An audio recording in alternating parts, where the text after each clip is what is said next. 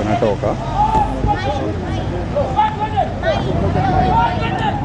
Inakuwa maji.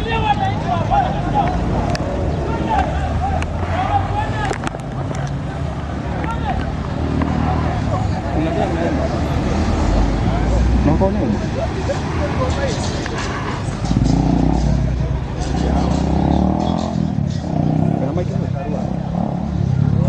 Ndio gani? Ndio jojo.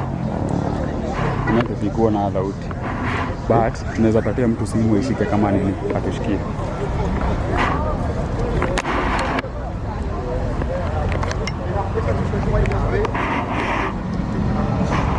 Ndio hapo press card ya cast. Subihare. So ask where is Maina? Maina yako wapi? Maina.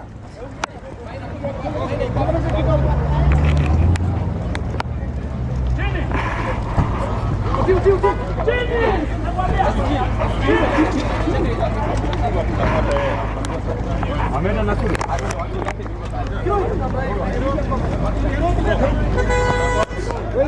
They don't know where he's going. Kwa sababu nataka kuongea na Gikuyu. Mugikuyu amenye kahinda kawe hugene gacoka. Uhoro wa kwirwo ati andu ni amungiki. Andu ni arethi. Andu manyuaga ndawa. Ni mucoku. Noraheo ritwa niguo nyarirwo ni thirikari iri iriku. Turanyaririrwo kiama. Turanyaririrwo biacara umuthi Kirinyaga Road na River Road guti biacara irathie na mbere na ni muraiguire Kauchu akiuga ati marari na biacara cia kwendia ngari na cia kwendia spare parts Kirinyaga Road riu marendia masks cia covid na covid ni yathirire tukero turi ariu anake aitu makanyitwo na kiria twekire no kuimwo utongo uria ugayanagwo bururi-ini uke gwitu na ithu twahote kwihanda na gwitidia ta andu aria angi uria Maina Jenga eko haha ni kuonerwo ni kwirwo twerwo wega riu menya ati ni gwacoka undu ungi tondu aiyo moko-ini ma wakiri na gatiba itu yugite ati ungikorwo na wakiri waku ni agire gwitikirio akurugamirire maundu-ini mothe ona ni agirire tariu ni tukugite ni tukumutwara igoti ria ringi riothe akwendwa twarwo kana ni Naikuru kana ni Kiambu kana ni tukire ari muthitangi kuma Naikuru na charge tuikarite ku micro kia charge cithienge mongeine maundu macio macoka mauthi Naikuru wamena ona Kiambu no tuthie ria muthia mamuia kumuia tondu matwira tuikire rumu ingi aria mbere itu marekia murango wa chuma matuhorania nake Naikuru kiro na riu twagithie Kiambu kumenya ni ati arumiriria Jenga na mugikuyu wothe waruma gaka kirago kamuingi koyaga ndiri na twetikira kunyagio ta maia theru o mundu arimiragio riake na gutire witu rirekereria ari kindu tibia kira gutigwo nayo ona timugambo gutigwo nayo ciigana ni ciigana tugetere ciigane rucio ni umuthi hatujui koti wamempeleka tunaenda kumtafuta hakuna kitu tumefanya huko tumekaa huko chini peke yake hawajatuongelesha Lakini naomba ushuke tupati. Wawili tu. Badala shuka.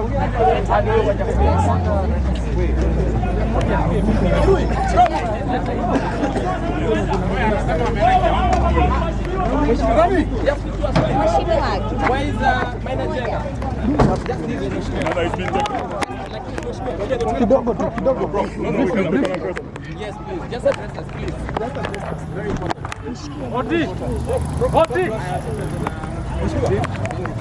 Oti. Where is Maina Jenga? Oti. You can just tell us. Thank you very much, ladies and gentlemen. We came here in the morning with our clan, the Honorable Maina Jenga.